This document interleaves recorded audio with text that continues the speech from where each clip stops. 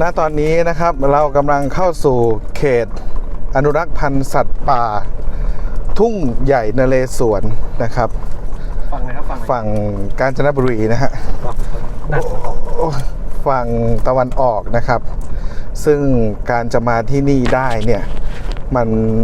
ช่างยากลำบากกว่าสมัยก่อนนับตั้งแต่ที่เสือดำถูกฆ่าตายโดย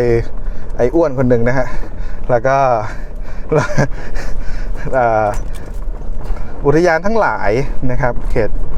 อนุรักษ์ทั้งหลายก็เข้มงวดขึ้นแล้วก็ทำให้การเดินทางเข้ามาท่องเที่ยวหรือการมาทำกิจกรรมบริจาคของเนี่ยยากลำบากเพิ่มมากขึ้นนะครับโดยการต้องขออนุญาตจากทางกรุงเทพบ้างทางตัวจังหวัดตากเองบ้างนะครับเพราะว่าอีกอันดับหนึ่งก็คือมันเป็นมรดกโลกนะครับที่เขาอนุรักษ์รักษาพืชพันธุ์แล้วก็สัตว์ป่าทั้งหลายนะครับนี่คือต้องบอกว่าแม้แต่หนอนในไม้ไผ่เนี่ยที่เราเห็นเนี่ยรถด่วนเนี่ยนะก็ยังผิดเลยเขาสามารถจับเราได้นะครับฉะนั้นก็คือการมาแบบนี้ยากมากๆกลุ่มจิตอาสากลุ่มใดที่อยากจะมาเนี่ยนะไม่แนะนำนะครับไม่แนะนำแต่ถ้าดันทุลังจริงๆอยากจะมากูดื้อก็มาได้แต่ก็ทำเรื่องเยอะหน่อยนะครับแล้วก็ต้องปฏิบัติตามกฎของเขาอย่างเคร่งครัดนะฮะตอนนี้เราก็จะถึงด่านตรวจคนเข้าอุทยานแล้วนะครับเข้าเขตอนุรักษ์พันธุ์รักษาสัตว์ป่าเนี่ยก็ขอปิดวิดีโอก่อนนะครับแป๊บนึงตอนนี้นะฮะเราก็อยู่ที่ด่านตรวจนะครับเข้าเขตรักษาพันธุ์สัตว์ป่านะครับต้องขออนุญาตเขตก่อนคนใจบริสุทธิ์นะฮะไม่ต้องอาบน้ำก็ได้ครับใจสะอาดอยู่แล้วพอแล้วตอนนี้นะครับแล้วก็จะเข้าได้ไหมเราก็มาดูกันสินท้องถิ่นกันเดี๋ยวเราขึ้นซับให้เด็กไปสอบเด็กมีสมลูกเขากันบ้านอ๋อสมทุกวันครับเป็นนี้ปกติคนอื่นเรื่องสอบ2 วันนะครับครับสอบวันเดียวณตอนนี้นะครับเราก็ผ่านเข้ามาสู่เขตอนุรักษ์พันธุ์สัตว์ป่าทุ่งใหญ่นเรศวรได้เป็นที่เรียบร้อยแล้วนะครับที่นี่เป็นมรดกโลกทุกอย่างที่จะได้เห็นต่อไปนี้เนี่ยเป็นสิ่งที่มีค่ามากๆนะครับต่อทุกๆชนชั้นมีค่าต่อโลกพูดง่ายๆนะครับเป็นทุกสิ่งอย่างในอนาคตถ้าสิ่งเหล่านี้หายไปเมื่อไหร่นะครับใส่หน้ากากกันเถอะทุกวันนี้ก็ยังใส่หน้ากากกันอยู่แล้วใส่แมสนะครับหน้ากากอนามัยไม่ใช่หน้ากากเข้าหากันนะฮะเล่นเองตบเองนักเลงพอแล้วก็คือถ้ามาในช่วงฤดูฝนเนี่ยจะยากลำบากมากๆนะครับคุณครูที่นี่ก็บอกว่าถ้าอยากจะมาลำบากจริงๆก็ไปฝนต้นหนาวฮะตุลาพฤศจิอะไรเงี้ยนะกันยาก็ได้มาลองดูอยากรู้รสชาติของความลำบากแล้วก็มาน้ำตาตกนี่รีบเช็ดเลยอย่าให้ใครเห็นนะเดี๋ยวเขาหาว่าอ่อนแอนะครับช่วงนี้ก็จะเป็นฤดูแล้งฤดูฝุ่นครับก็จะถนนก็จะดีๆหน่อยถนนดีมีฝุ่นนะฮะฝุ่นทำอะไรไม่ได้นะแล้วก็ทางก็คือค่อนข้างแน่นมากๆนะครับมีหลุมมีบ่อก็เพียงเล็กน้อยเท่านั้น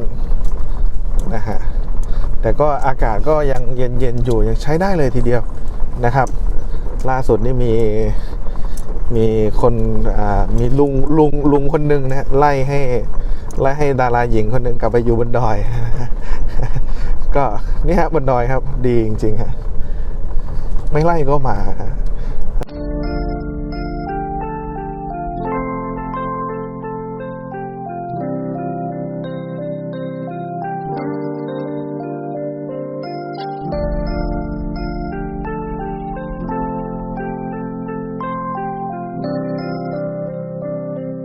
อันนี้เป็นรถนำขบวนนะฮะหมาป่าครับหมาอยู่ในป่านะฮะไฮยีน่าเมืองไทยวูบแวร์วูบรอวันหอนทำไมไม่หอนเลยวะรอทำไม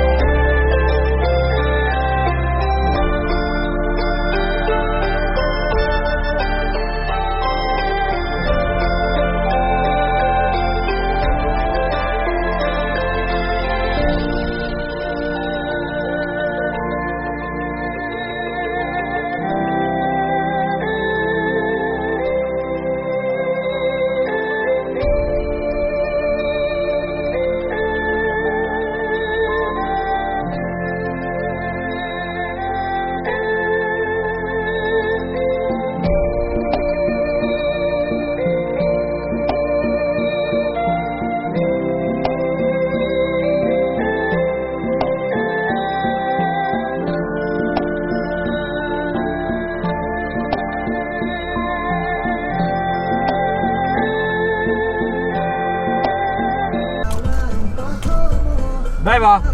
ได้ป่ะไม่ใช่ป่ะที่หรอเออลาง